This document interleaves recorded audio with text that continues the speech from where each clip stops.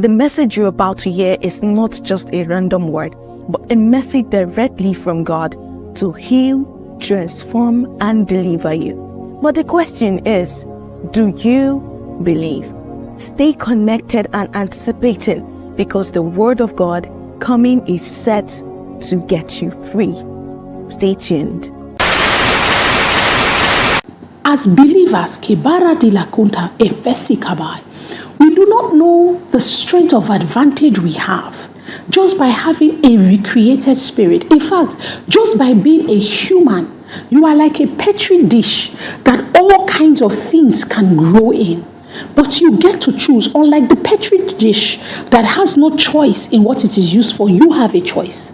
You can decide what you allow to grow and fester under your watch, and you can decide what you allow to spread under your watch. But many times we feel that true faith is being ignorant of the ways of the enemy and leaving it all to God, whilst you just live however you want to live. I'm saying this to you because, like I said, I'm on the topic of scientific facts about the locust, and I'm saying to you that in terms of life cycle, it begins as a solitary grasshopper, but under specific environmental conditions, it can grow into a gregarious phase where they multiply rapidly and becomes a swarm.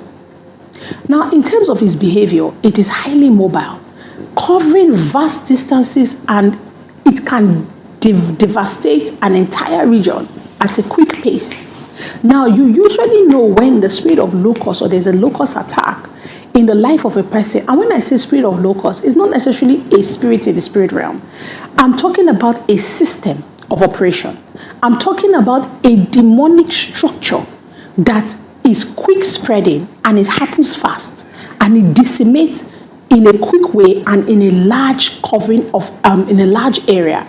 So usually you can see that you just say, this person married, was living in Banana Island, or was living in this estate, had this good job, They'll now say, oh, the first thing that happened was, at work, he signed one thing that he was not supposed to sign, and they had to fire him.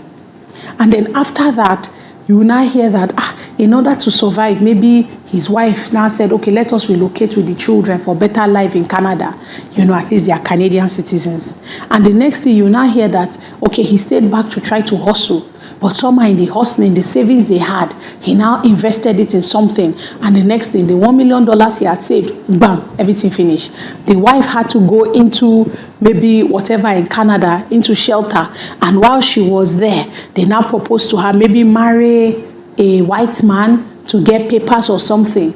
And then she now did. The next thing, white man no gree leave am, say, is this how you black women are? You don't wake up, you sweep, you say good morning, sir. You will cook food. You will even write, you will wash. You don't call me to wash plates. You don't ask me to do laundry. You do it all by yourself. And man say, I will never let you go. The next thing, the man is here. He has lost his wife. He has lost his children. He has lost his money. He has lost his house. Next thing, you now hear that he's living without his best friend in the BQ. People, when you hear things like that, remember my sermon. It is called the operation of the locust. It is fast. It happens rapidly. And when I say fast, it may not be like 1 year. You just track 10 years, 15 years, and you're like, bam, whatever happened. There was always an opportunity for it to be dealt with.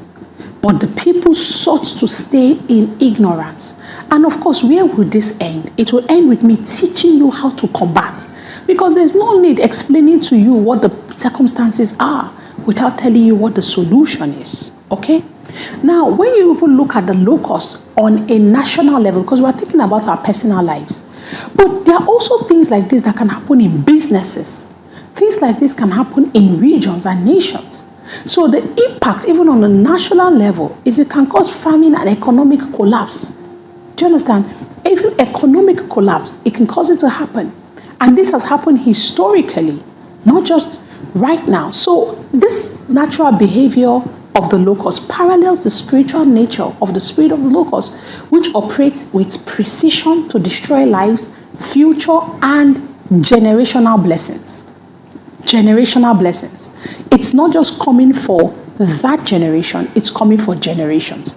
Now, before verse 4, if you read that Joel 1, it says, verse 1, it says, the word of the Lord that came to Joel, the son of Pethuel. Hear this, ye old men, and give ear, all ye inhabitants of the land. Hath this been in your days, or even in the days of your fathers?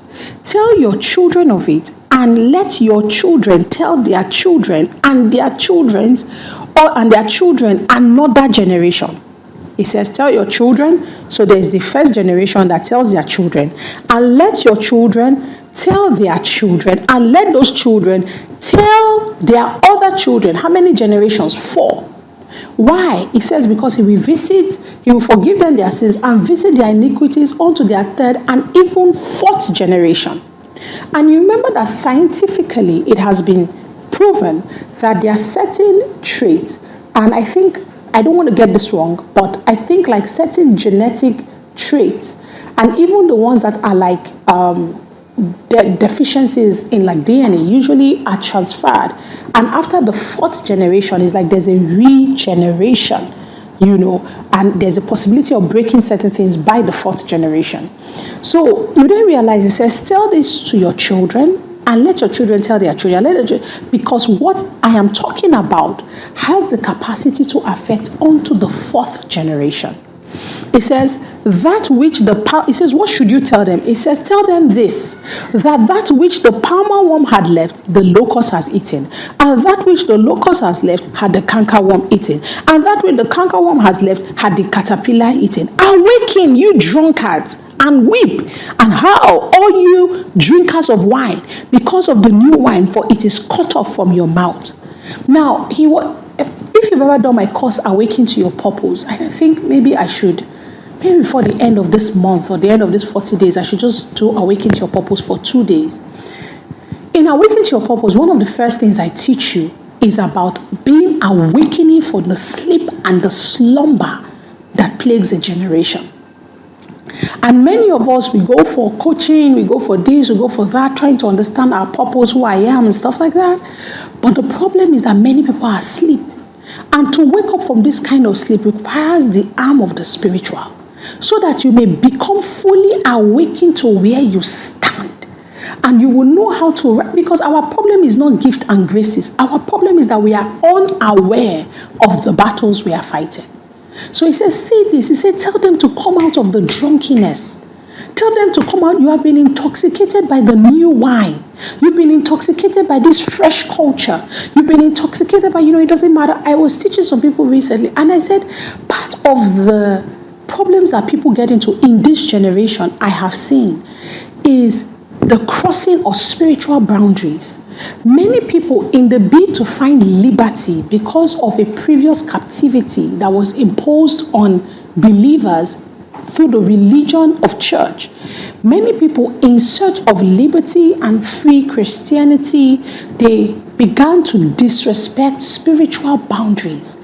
And in the midst of that disrespect, they no longer honored the landmarks of the spirit, and they became prey to the enemy. Now, imagine Job's sons. See what happened even though Job was offering up sacrifices on their behalf. When the day came, who was Satan able to touch? He was able to touch them and the goods, but he didn't touch the one who offered the sacrifice. Now, imagine if Job was not offering up sacrifices on their behalf. They would have died since. A long time ago, they would have died. Now, I say that to say, imagine if those children had no honor upon their father and they're like, I don't care, we are free, whatever. And the father stopped offering sacrifices on their behalf. Do you know that that's how many people are in this generation? They have full disrespect for the ancient landmarks that made the people that they look at today, that made them who they are. And so many times when I speak to ministers, and I find out that many people no longer know how to put their foot down. And then the few of us that put our foot, feet, everything down, it's almost like you are the unreasonable, you are the wicked pastor, you are the one that is, PR, you have to learn sometimes, people could just be. And so many times when I get into that with ministers, I challenge them and I say, tell me the truth. You cannot say that you don't know that this is not how we were raised by God. You cannot say that you don't know that the stability and power that you now experience is a product of the disciplines you received from the Lord. Why should we then deprive another generation of spiritual sustainability by pandering to their need for comfort and their need for acknowledgement when there's nothing to be acknowledged? Somebody comes on stage and says, hallelujah, hallelujah, hallelujah, I just want to bless God. In fact, I don't want to say anything. And anyway, to God be all the glory. Praise God. Why? Why do we no longer teach truth? Why do we no longer actually tell people, hey, can you just relax for 1 year? Can you just take time off the need to be this and just go and be blessed? Can you just go back and learn spiritual structure? Understand the operation of God? Have you ever been mentored by anyone? Have you ever been taught? In those days, they would write letters. When Paul is sending somebody, I'm sending you back Onesimus. He has become like a son to me. I know that when he left you, this was but he has gone through this training and has proven himself. If they asked all the pastors that have ever pastored you to write a letter, what would they say? You can't even find one person that can give a testimonial of you and say, I have known him for 7 years. I have raised him and trained him. And I can guarantee you that in this area are people of God. Even normal work, they used to ask for reference. I'm saying this to you because I'm explaining to you the things that preserve and the things that expose. And many times, even you as a person cannot see when something has infiltrated your borders. It takes another trained eye to say to you, this party is not a normal party. There's something going up here. You need to take a fast when you come back from that place. Take a fast for like 2 days or 3 days. Do you get what I'm saying? So very, very important. Now, the spirit of the locust, just from a spiritual perspective, even though in the natural it destroys crops and all of those things, is the devourer. I will get to the devourer and how God says he will rebuke the devourer for your sake. Now, in Joel 2, there are 4 things that the spirit of the locust comes for. One of the first things that God said to me, when God promised in Joel 2:25, he said, I will restore to you the years the canker, the locust has eaten. Now, when I saw that, I said, I will restore to you the years that the locust has eaten. So that means one of the first things it eats is time. Have you seen where, in fact, recently somebody sent a video and to my husband on one of the groups that they were on as men, I think maybe their university group or something, and he was playing it in the living room. Do you know, as he was playing the video, I think if I did not hiss, maybe like 20 times in 20 seconds, I was just like, nonsense. It was like, sister in the Lord, please relax. I'm not the one that shot the video. I'm just playing. They sent it to the group. If you want me to, I was like, no, what is it? So the person was talking about, and saying it with such audacity. A man, this generation of women, they have to learn how to build their homes. They have to learn, how to keep their families. Go back and keep your family. You will see a woman, her daughter will give birth, and then she leaves her husband and is going for Omugwo. These women are 60-something, are 70-something. They will go and sit down in their children's houses. For those of you abroad, you don't know what Omugwo is. Omugwo is basically like the traditional, should I say, what you do as a mother when your child has a baby. And so you go help your child take care of the baby. I know those in the West, they don't do it. I don't know if you guys do, but it's something we do here. Your mother will be with you for like 3 months, just helping you find your feet. And most times, aunties will come and visit. Different people will come by the house because your mom is there. Maybe an auntie will say, I'm coming for 1 week, another will come for 2 weeks. Then when the mom is coming, sometimes she will bring maybe 2 helps along with her. So when you give birth, it's not the one that's abroad. People have postpartum depression. You don't even have space to be depressed in Nigeria because somebody is taking care of something. Most times, in fact, when my mom had her baby, she used to tell us then about how when she used to have babies, that she did not used to see her child. Like, it was only when it was time for her to feed the baby, my grandma would bring the baby to her and she feeds. Most times, my grandmother, my dad's mom, just takes the baby. She will bath the child in the morning, dress the child up, put the child on her back. We have this African shawls, our wrapper that we use, we tie the baby. My grandma will put the baby on her back while she's doing other chores in the house. When the baby begins to cry, takes to the mom. My mom, I'm like, okay, feed your child and collects the child back. So the mother actually has the space to heal. You get, then aunties will come, family members will come. And then when they come to visit, when men come, you give the mother money. That's how in Africa you say, hey, our wife, well done. Hold this one. They will squeeze something into your hand. Then depend on the manner of uncle. Some will squeeze dollars into your hand. Some will give you. Then the ones that don't squeeze, know that money is big money. They usually will put it in envelope. When they put it in envelope, that type, you don't open it in the living room. You just take the envelope and put it inside your handbag. But the one they squeezed inside your hand, you can open it because it can't be more than, you understand? So then there are the uncles that come. When they come and you hear them say, sweetheart, oh, how are you? I just got back from the US of, hey, you will arrange your wig well because that's a dollarized uncle, you understand? So he can give you, say, $400, $500, stuff like that. So the time of childbearing in Africa is actually a good time, but I hear a lot of people abroad talk about the fact that they get lonely, they get, it's so hard. It's not like that for most of us in this part of the world. Do you understand? In this part of the world. And it's one of the reasons why I love Africa. I know people talk about Africa, people abroad, they talk about it, and people still ask questions like, how did you get here? I'm like, yeah, I swam through 7 seas and 7 oceans. And then I rode the back of an alligator to pass through South Africa to God knows where. And then I rode on an elephant to pass through the jungles of this. How did I get here? Of course, I took a plane. What kind of question is that? So there are so many people abroad that are not even as enlightened as the average African.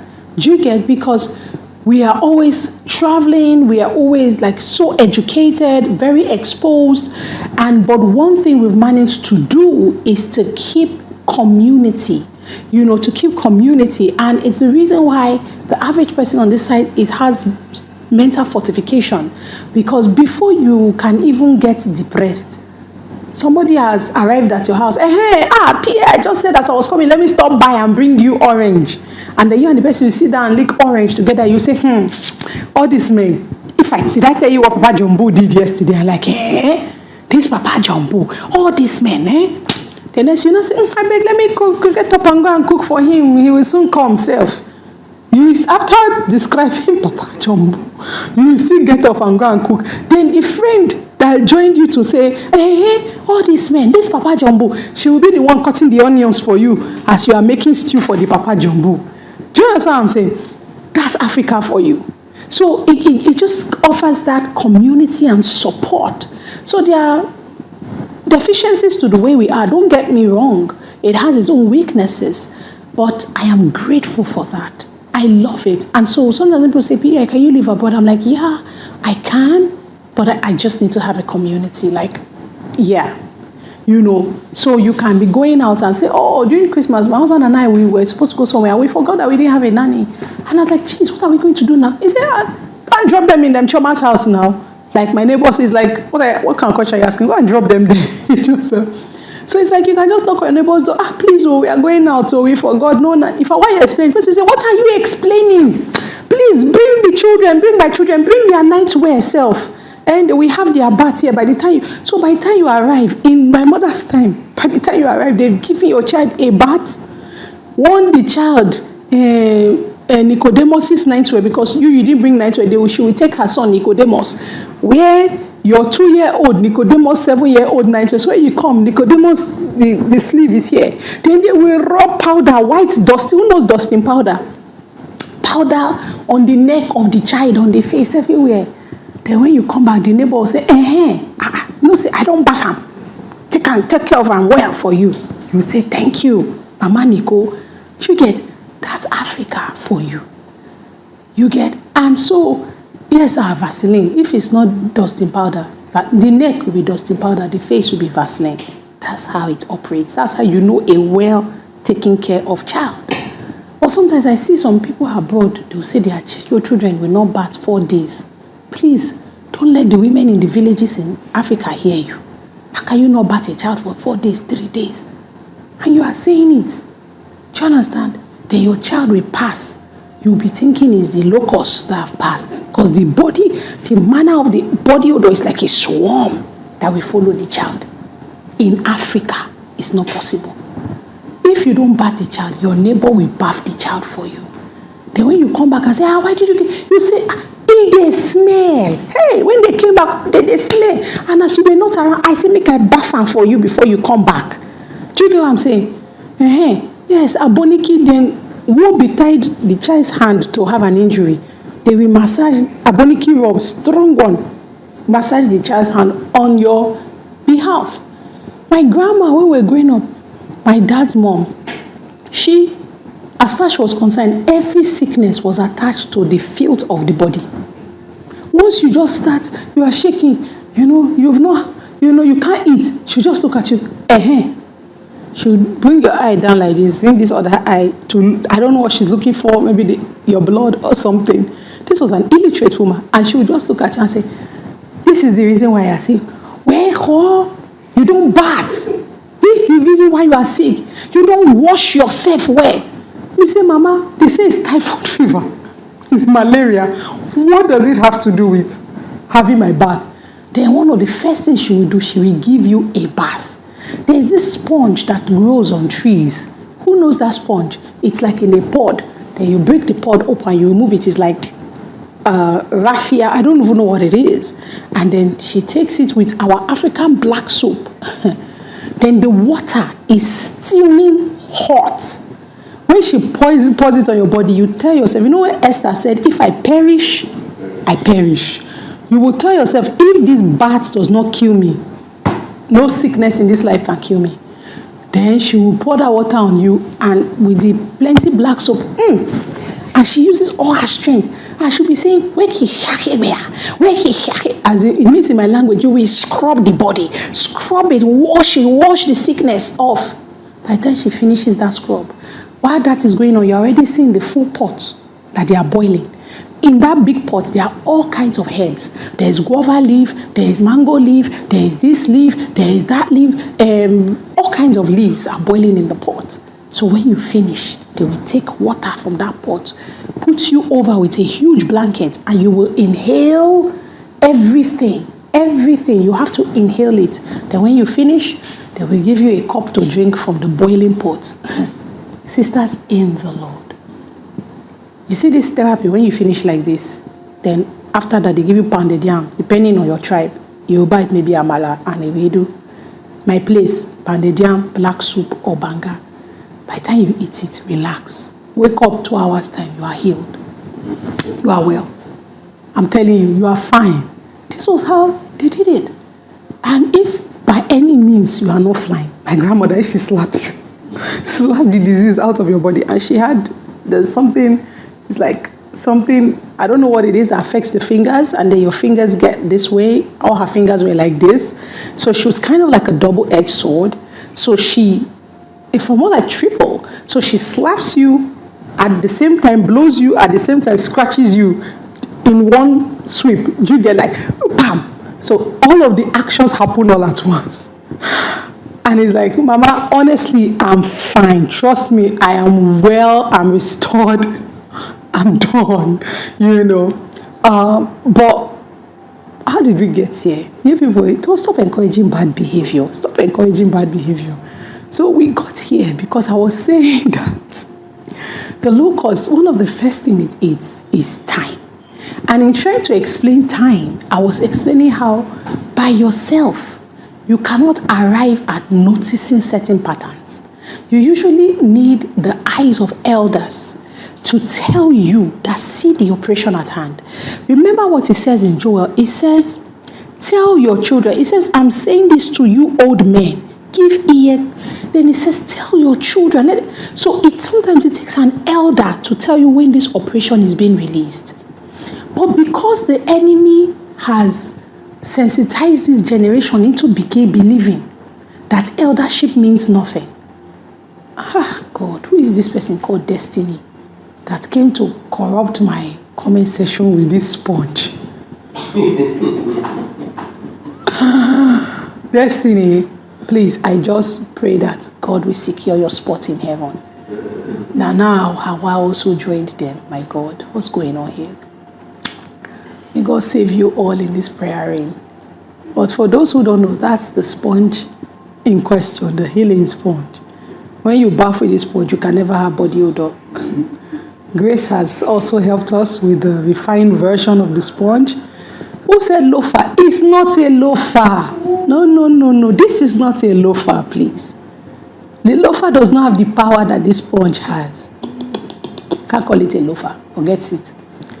This sponge, I'm sure when we get to heaven, we'll see samples of it in the museum in heaven.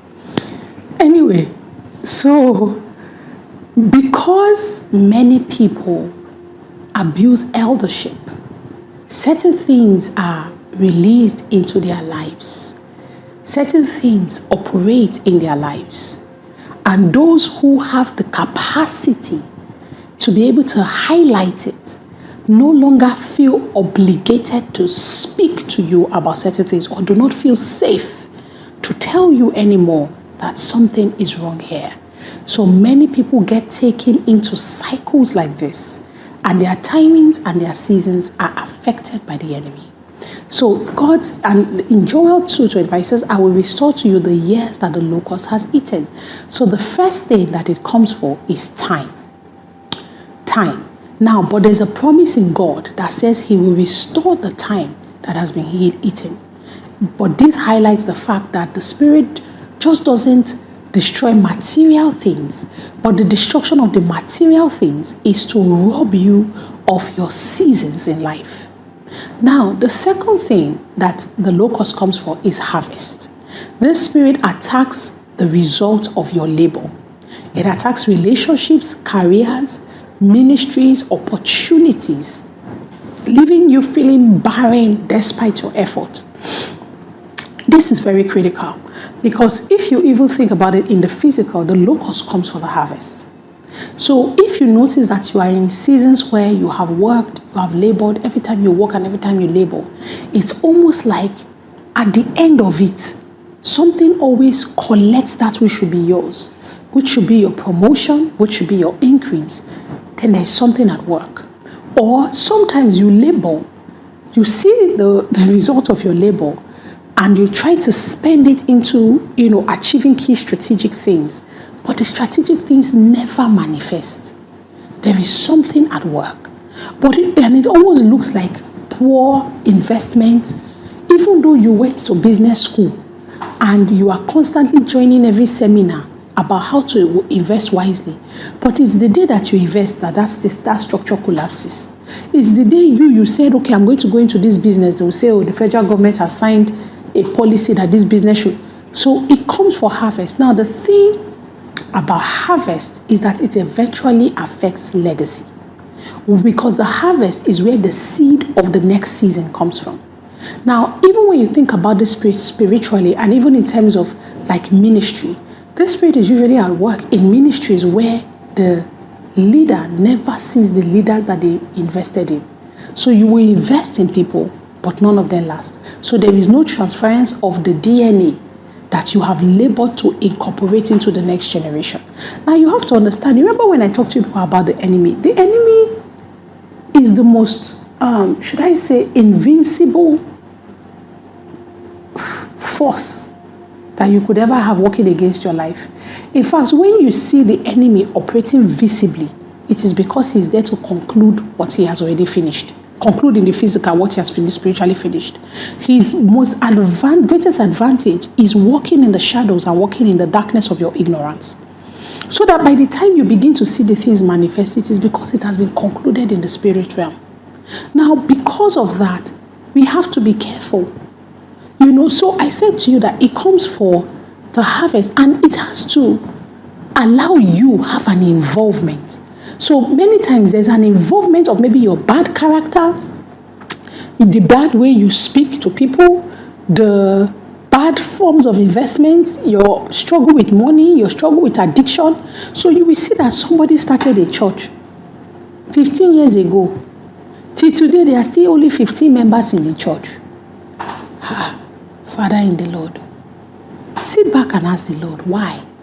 But every month or every quarter, at least 100 people go through that church. It's not because God gave a word that I've called you to the small.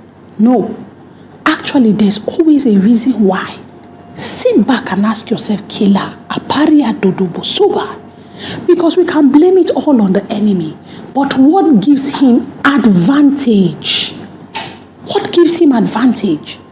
So as you are not unaware of the devices of the enemy, also do not be unaware of your own weaknesses that partner with the devices of the enemy.